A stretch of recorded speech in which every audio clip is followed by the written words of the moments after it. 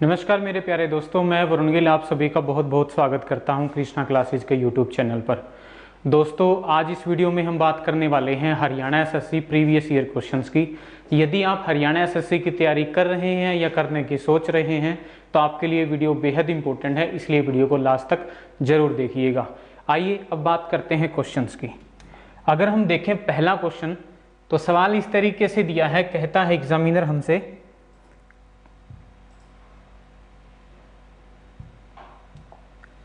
असंगत शब्द का चयन करें।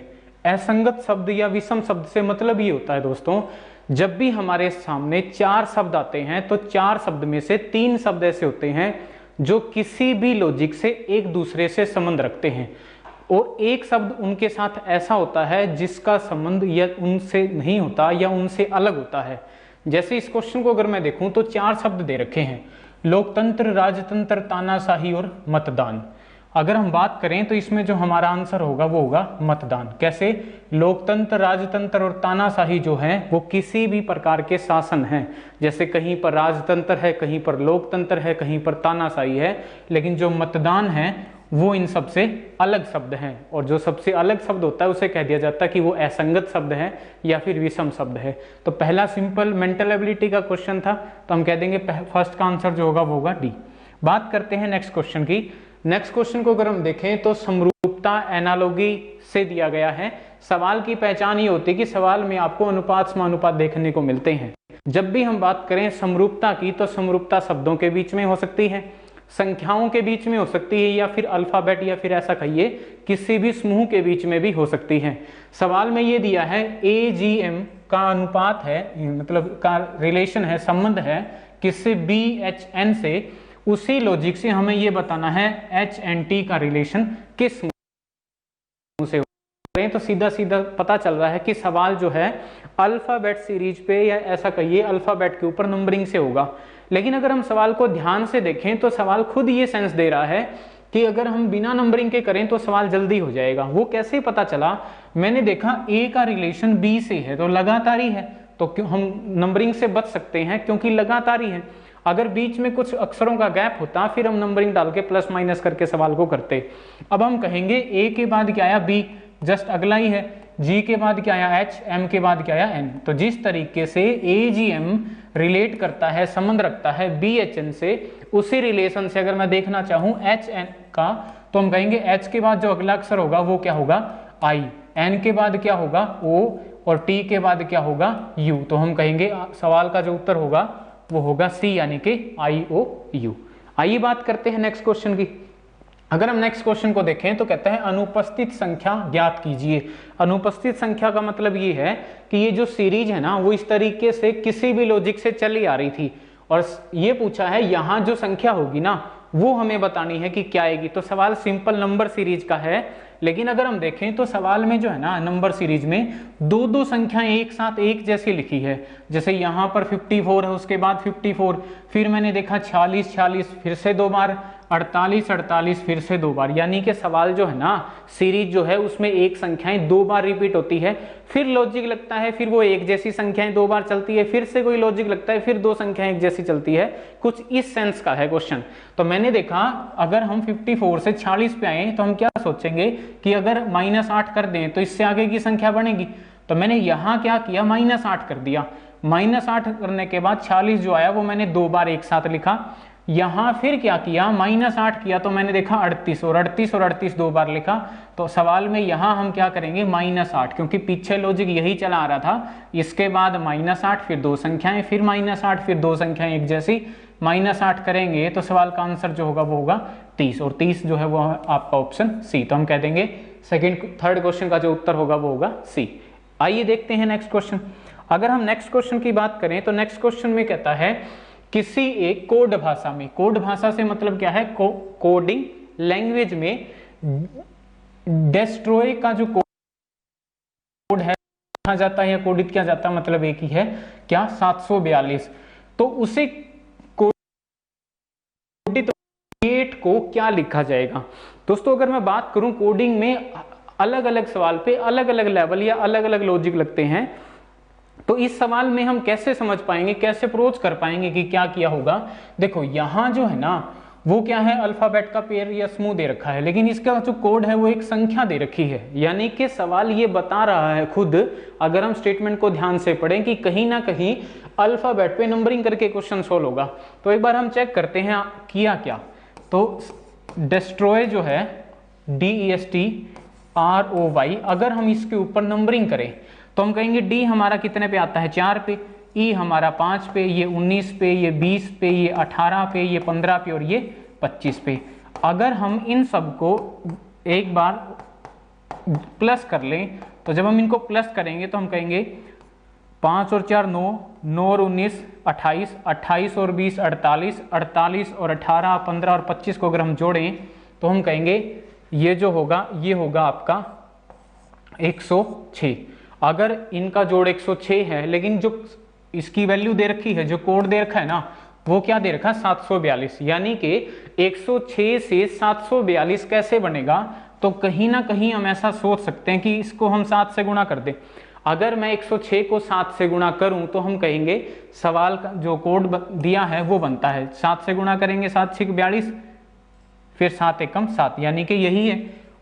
ऐसे ही अगर हम बात करें जिसका पूछा है, क्या पूछा है, क्रिएट का, तो क्रिएट का अगर हम देखें CREATE, अगर हम नंबरिंग करें तो C हमारा 3 पे, ये हमारा 18 पे, 5 पे, 1 पे, 20 पे और 5 पे। अगर हम इनको प्लस करें तो हम कहेंगे टोटल जो जोड़ है वो कितना बनता है, ये 20 और ये 5, 18 और 3 21, 21 और 5 26, 26 और 1 27, 27 और 5 32, 32 और 20 जो होगा वो होगा आपका 52। से गुणा करूं ना तो 7 दूनी 14, ऐसा तो कोई ऑप्शन है ही नहीं। यानी कि सवाल में जो लॉजिक है वो ऐसा नहीं है कि हमने यहां 7 से गुणा की तो यहां भी 7 से गुणा करेंगे। सवाल कुछ इस तरीके से है कि यहां 7 से इसलिए गुणा हुई क्योंकि वर्ड के अंदर कुल अक्षर 7 थे। जैसे मैंने डिस्ट्रॉय को देखा तो उसमें 7 अक्षर थे, तो इसलिए मैंने 7 से गुणा की। तो यहां हम 7 से नहीं, क्योंकि इसमें जो अक्षर है ना वो है आपके 6, तो इसको 6 से गुणा करेंगे। और जब इसको 6 से गुणा करेंगे तो हम कहेंगे 6 दूनी 12, 30 और 1 31, यानी कि उत्तर जो हुआ वो हुआ ए, यानी कि 312।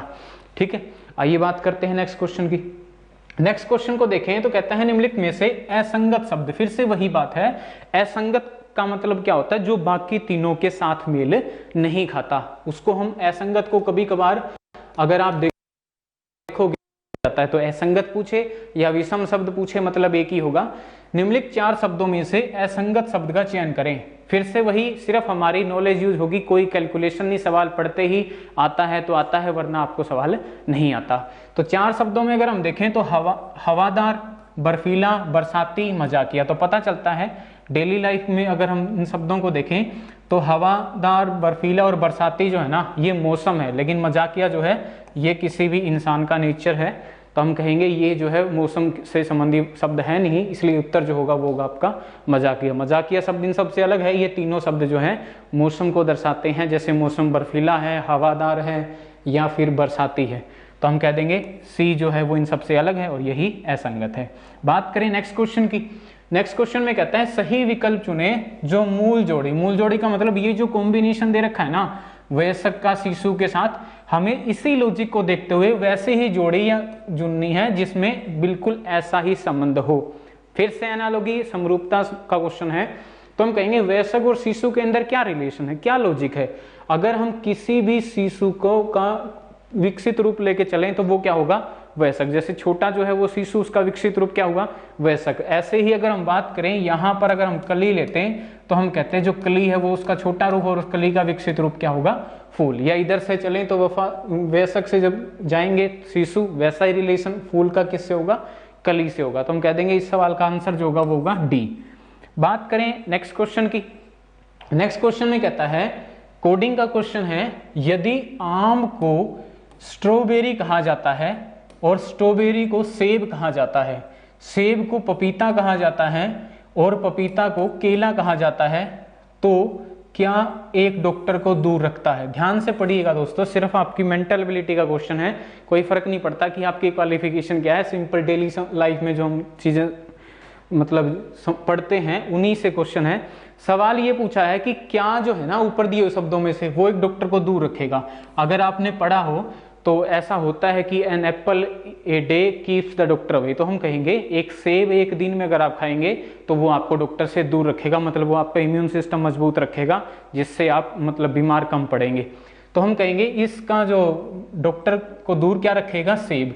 और सेब को सवाल में क्या कहा गया है, पपीता, तो हम कहेंगे हमारे सवाल का जो आंसर होगा वो होगा पपीता। थोड़ा सा ध्यान दीजिए ऐसे क्वेश्चन को करने के लिए, जो सही उत्तर आता है ना वो आपका आंसर नहीं होगा। जैसे सही अगर शब्दों में देखें तो क्या आएगा, एक डॉक्टर को क्या दूर रखेगा, तो आप कहोगे सेब। हालांकि सेब जो है वो ऑप्शनों में होगा 100%, जैसे आप देख पा रहे हो पहला ही ऑप्शन सेब है, लेकिन सेब उत्तर नहीं होगा। मतलब हमें कोडिंग या रीजनिंग के क्वेश्चन को रीजनिंग के हिसाब से पढ़ना है। तो हम कहेंगे सेब जो है ना, सेब को क्या कहा गया है, पपीता। हम रिवर्स क्रम में भी नहीं चलेंगे कि इसको ये यहाँ जाएंगे, ऐसा भी गलत हो जाएगा। सिर्फ ये देखना है सही शब्द जो आता है ना उसको क्या कहा गया है, बस कहानी यहीं तक होगी। सेब को क्या कहा गया, पपीता, तो हम कह देंगे इसका आंसर जो होगा वो होगा सी यानी पपीता। आइए देखते हैं नेक्स्ट क्वेश्चन। नेक्स्ट क्वेश्चन फिर से समानता या एनालॉजी से क्वेश्चन आता है, और यहां क्या दिया है, आरपीएन का रिलेशन है किससे, वीटीआर से। इसका इससे किसी भी तरीके से रिलेशन है, वैसा ही हमें बताना है एलजेएच का यहां किससे रिलेशन होगा। देखो ये सवाल जो है एनालॉजी का, और अल्फाबेट को यूज किया है, तो हम नंबरिंग करके भी सवाल को कर सकते हैं। लेकिन अगर हम बात करें सवाल को थोड़ा सा देखें तो हम कहेंगे जो आर है ना वो आपका कितने पे आता है, 18 पे। जैसे इस क्वेश्चन को अगर हम देखें तो क्वेश्चन ऐसे बनता है, अगर अल्फाबेट में आर की बात करें तो आर जो है वो कौन से स्थान पे आता है, 18वें स्थान पे। फिर पी हमारा आता है 16 पे, एन आता है 14 पे, वी आता है 22 पे, टी आता है 20 पे, और आर आता है 18 पे। यह बात भी मैंने बताई थी आपको पिछली वीडियो में कि जब भी हम अल्फाबेट को या ABCD के अक्षरों को संख्याओं में कन्वर्ट करते हैं तो दो ही ऑपरेशन होते हैं, या तो चीजें प्लस होती है या माइनस होती है। पूरी की पूरी रीजनिंग में जो मर्जी चैप्टर उठा लो, अगर आप अक्षरों को संख्याओं में या नंबर में कन्वर्ट करते हो तो दो ही बातें होती हैं, या तो प्लस होगा या माइनस। जैसे 18 से अगर 22 बना तो क्या बना, हम कहेंगे 4 प्लस कर दिया। 16 से 20 बना तो क्या कहेंगे, फिर से 4 जोड़ दिया। और 14 से 18 क्या करेंगे, फिर से +4 किया। तो इस समूह का इससे जो रिलेशन बना वो कैसे बना, हर अक्षर में +4 कर दिया। यहां बात करें तो L जो है वो कितने पे आता है, 12 पे, ये 10 पे और ये 8 पे।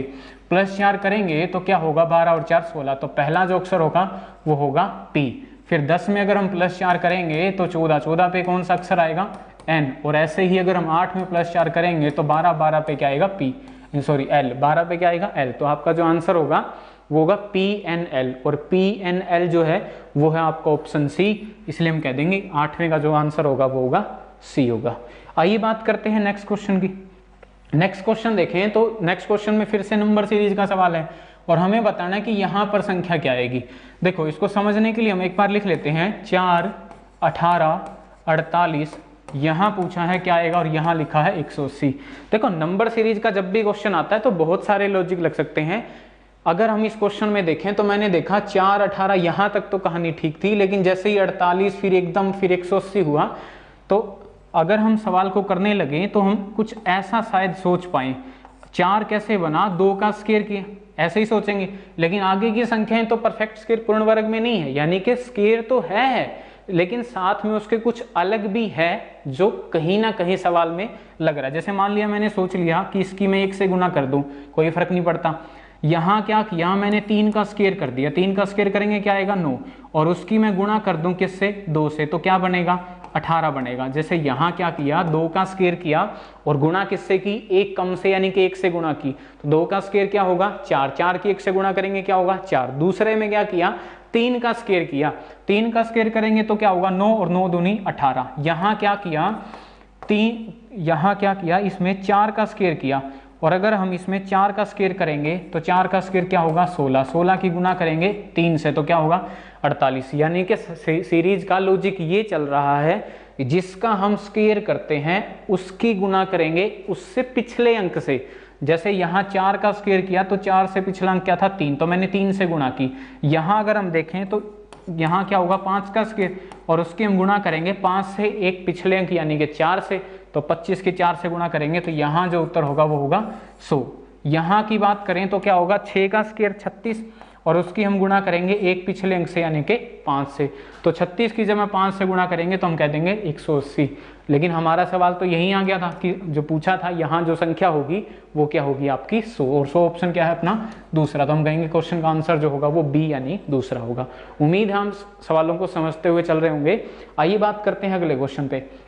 अगले क्वेश्चन में कहता है, फिर से कोडिंग का क्वेश्चन है, किसी कोडिंग लैंग्वेज में या कोड भाषा में KIT को लिखा जाता है JMHSD, उसी प्रकार बताइए पावर को क्या लिखा जाएगा। अब देखो कोडिंग का जब क्वेश्चन अगर हम देखें ना, यहां और यहां क्या सेम अक्षर है? नहीं है ना।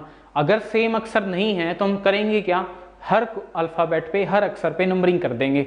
जैसे मैं बात करूं K हमारा कितने पे आता है 11 पे और J हमारा आता है 10 पे, तो यहां से यहां जब जाएंगे तो क्या होगा -1। आप ऐसे भी कर सकते हैं क्वेश्चन को, या फिर अगर आप इसी क्वेश्चन को ध्यान से देखें तो हमने देखा बिना नंबरिंग के भी क्वेश्चन हो जाएगा। कैसे? क्योंकि जो अल्फाबेट है वो लगातार है, अक्षर जो है ना वो लगातार है। जैसे K से पहले क्या आता है J, तो हम ऐसे भी जा सकते थे कि J के बाद क्या आएगा K, या ऐसे भी जा सकते थे -1 सीधा मन ही मन सोच सकते थे K से पिछला अक्षर क्या है J, ऐसे ही I से पिछला अक्षर क्या है H, T से पिछला अक्षर क्या है S और E से पिछला अक्षर क्या है D। क्योंकि ये आपको देखना होगा, जब आप किसी भी चैप्टर के ढेरों सवाल कर लोगे तो आप देखोगे कि आपका हार्डवर्क स्मार्ट वर्क में बदल गया। स्मार्ट वर्क से मतलब ये है, जब आप किसी भी सवाल की स्टेटमेंट पढ़ोगे तो पढ़ते पढ़ते आपके माइंड में उसका सॉल्यूशन की प्रोसेस स्टार्ट हो जाएगी। या फिर ऐसा कहिए, जब भी आप स्टेटमेंट पढ़ेंगे तो आप उस सवाल को अप्रोच करना सीख जाओगे, यानी कि उस सवाल को किस तरीके से ऐसे किया जाए कि वो जल्दी हो जाए। जैसे मैंने देखा लगातार है तो नंबरिंग करने की जरूरत नहीं है, हालांकि क्वेश्चन जब भी आता है हम नंबरिंग करके ही करते हैं, लेकिन हमने देखा लगातार होने की वजह से बिना नंबरिंग के भी क्वेश्चन जल्दी हो पा रहा है। P से अगर हम पीछे चले तो P से पिछला जो होगा वो क्या होगा आपका O होगा, जैसे OP। और यहाँ की बात करें तो O से पिछला क्या होगा NO। अगर हम देखें तो यहीं से हमारा आंसर आ गया था, क्योंकि एक ही ऑप्शन ऐसा था जो O से शुरू होता है। फिर भी हम यहाँ सीख रहे हैं तो एक बार क्वेश्चन को पूरा सोल्व कर ही लेते हैं। आप एग्जाम हॉल में ऐसी चालाकियां कर सकते हैं कि थोड़ा सा क्वेश्चन सोल्व करें, फिर ऑप्शनों की हेल्प लें और कोशिश करें कि आधे क्वेश्चन में ही आप क्वेश्चन को पूरा कर लें। अगर ऐसा नहीं कर सकते फिर आपको क्वेश्चन पूरा भी करना पड़ेगा, वो सिचुएशन डिसाइड करेगी। जैसे मैंने देखा O से एक ही ऑप्शन था, यही आंसर आ गया। अब W से पीछे चलेंगे तो W से पीछे क्या होगा V, और अगर E से पिछला अक्षर देखें तो वो क्या होगा D, R से पिछला अक्षर देखें तो वो क्या होगा Q। तो हम कहेंगे ऐसे अगर देखते OPNOVWDEQR, इस तरीके से हम कह देते कि पहले 10th का जो आंसर होगा वो होगा A यानी कि पहला। अगला क्वेश्चन देखते हैं। अगले क्वेश्चन में क्या है, निम्नलिखित में से विषम को चुनो। विषम का मतलब वही असंगत, यानी कि जो क्वेश्चन ये बार बार आ रहे हैं ना असंगत, ये एक चैप्टर है आपका रीजनिंग में क्लासिफिकेशन यानी कि वर्गीकरण। क्लासिफिकेशन से मतलब या वर्गीकरण से मतलब ये होता है जहां हमारे सामने 4 शब्द होते हैं जिनमें से 3 शब्द किसी ना किसी लॉजिक से एक दूसरे से संबंध रखते हैं, एक जैसा उनका अर्थ निकलता है। एक ऐसा होता है जो उन 3 के साथ मेल नहीं खाता, जिसको हम कह देते हैं कि वो असंगत है या विषम शब्द है। जैसे इस सवाल में कहा है बुध मंगल सूर्य शुक्र, तो हम कहेंगे बुध मंगल और शुक्र जो है ना ये ग्रह हैं, लेकिन जो सूर्य है वो इन सबसे अलग है, तो हम कह देंगे आंसर जो होगा वो होगा ए। ठीक है, अगले क्वेश्चन को देखें तो अगला क्वेश्चन कहता है किसी कोड भाषा में, वही कोडिंग का क्वेश्चन है, कंप्यूटर को DQNRVVFT लिखा जाता है, तो बताइए स्कैनर को क्या लिखा जाएगा। ये भी वही सवाल है, या तो आप नंबरिंग डाल के कर लो या फिर हम देख पा रहे हैं लगातार ही है। चलो एक क्वेश्चन को हम नंबरिंग डाल के करके देखते हैं, वैसे सिंपल हो सकता है। ये सवाल दिया है कंप्यूटर, तो हम कहेंगे ऐसे समझने के लिए हम ऐसा कर रहे हैं COMPUTER, कहते हैं कंप्यूटर का जो कोड है ना वो क्या है DQ। लिख लेते हैं एक बार सवाल को ताकि DQNR फिर है VVF और T। इसी लॉजिक से हमें बताना है स्कैनर का कोड क्या होगा SCANNER। देखो यहाँ क्या है, C हमारा 3 पे और D हमारा 4 पे, C हमारा 3 पे और D हमारा 4 पे। तो यहाँ से क्या किया, 3 से जब 4 पे गए तो हम कहेंगे +1 कर दिया। ये हमारा 15 पे, ये हमारा 17 पे, तो यहाँ क्या किया 15 और 2 17। ये हमारा 13 पे, ये हमारा 14 पे, तो यहाँ क्या किया +1, ये हमारा 16 पे, ये 18 पे तो क्या किया +2, ये 21 पे, ये 22 पे तो यहाँ क्या किया +1, ये 20 पे और ये 22 पे तो क्या किया +2, ये 5 पे, ये 6 पे तो क्या किया +1, और ये 18 पे और ये 20 पे तो क्या किया +2। यानी कि जैसा इससे इसके कोड बनाने में लॉजिक लगा, ठीक वैसा है इसका इसके कोड बनाने में लगेगा। यहाँ क्या किया +1 +2 +1 +2 +1, तो यहाँ लगाओ s कितने पे आता है 19 पे, +1 करेंगे तो क्या होगा 20, और 20 पे क्या आता है t। तो हमारे पास सवाल का उत्तर ऐसा होगा जो t से शुरू होगा। ऐसे ही c की बात करें 3 पे, तो यहाँ क्या था 1 के बाद 2 की बारी, +2 करेंगे तो क्या आएगा 5, और 5 पे क्या आता है आपका e। फिर यहाँ देखें तो +1 फिर से वही क्या आएगा 1 और 1 2, 2 पे क्या आएगा b। फिर n की बात करें तो 14 पे 2 जोड़ेंगे तो क्या होगा 16, और 16 का मतलब क्या होगा p। फिर 14 पे यहाँ फिर से +1 करेंगे तो 15, 15 पे क्या होगा o, और e हमारा 5 पे फिर से 2 जोड़ेंगे तो क्या होगा 7, 7 का मतलब यहाँ पर आपका क्या होगा g, और उसके बाद r 18 पे फिर से +1 करेंगे तो क्या होगा 19, और 19 का मतलब क्या होगा आपका s। तो हम कहेंगे सवाल का उत्तर वो होगा TEBPOGS, और ये क्या है आपका ऑप्शन सी है। ऐसा सवाल आप नंबरिंग करके भी कर सकते हैं और बिना नंबरिंग के भी सवाल कर सकते हैं। जैसे ऐसा भी कर सकते थे, सी के बाद अगला अक्षर क्या आएगा डी, ओ के बाद फिर पी को छोड़ के क्या लिख दिया क्यू, एम के बाद एन, फिर पी के बाद क्यू छोड़ के आर, ऐसे भी कर सकते थे। मतलब आपको ये देखना होगा अगर यहाँ पर गैप बहुत कम है या गैप है ही नहीं तो सीधा ही कर लो। जब यहाँ पर आपको 3 4 5 या रेंडमली अलग अलग गैप दिखे तो तब आप नंबरिंग करके कर लीजिएगा। आइए बात करते हैं अगले क्वेश्चन की। नेक्स्ट क्वेश्चन कहता है यदि रेस्ट को लिखा जाता है, या रेस्ट का जो कोड है वो है, रेस्ट को 8621 में लिखा जाता है। ऐसे ही अगर हम बात करें LWS लूज का जो कोड है वो है 73328। ऐसे ही गोन का जो कोड है वो है 9348। तो बताना है लॉन्गेस्ट का कोड क्या होगा। अगर हम इस क्वेश्चन को देखें तो 3 के कोड देके फिर उसके बाद एक क्वेश्चन मतलब लॉन्गेस्ट का कोड पूछा है, तो आपको देखना ये होगा जिसका कोड पूछा है क्या उसके सारे के सारे अक्षर ऊपर 2 में या फिर 3 में हैं। जैसे मैंने देखा लॉन्गेस्ट के सारे अक्षर इन तीनों में कहीं भी है। अगर ऐसा है तो हम कहेंगे किसी भी वर्ड के सामने उसके कोड में उसी स्थान पे जो अंक होगा वो उस अक्षर का कोड होगा। कैसे, जैसे आर की बात करें तो आर का कोड क्या होगा 6, ई की बात करें तो कोड क्या होगा 8, एस की बात करें तो कोड क्या होगा 2, और टी की बात करें तो कोड क्या होगा 1। ऐसे ही इसमें देखें तो एल का कोड ये, और इसी तरीके से यहाँ भी हर अक्षर के सामने उसी स्थान पर जो अंक है वो उस अक्षर का कोड है। अब देखो सवाल कैसे सोल्व करेंगे। हम बात करें एल की, तो एल अगर हम देखें तो एल का कोड क्या है 7, तो पहला जो होगा वो होगा 7। उसके बाद ओ, अब देखो ओ यहाँ से देखो, यहाँ से देखो, या फिर ओ को आप इस वर्ड से भी देखो तो भी आप कहेंगे कोई फर्क नहीं पड़ता, ओ का जो कोड है वो क्या है 3। तो हम कहेंगे अगला जो अंक होगा वो होगा 3। एन की अगर हम बात करें तो एन अगर हम देखें तो यहाँ से एन ये रहा, एन का कोड क्या होगा आपका 4, तो हम कहेंगे 7 3 4। जी के लिए अगर हम देखें तो जी का जो होगा वो क्या होगा आपका अंक 9, तो हम कहेंगे 7 3 4 9।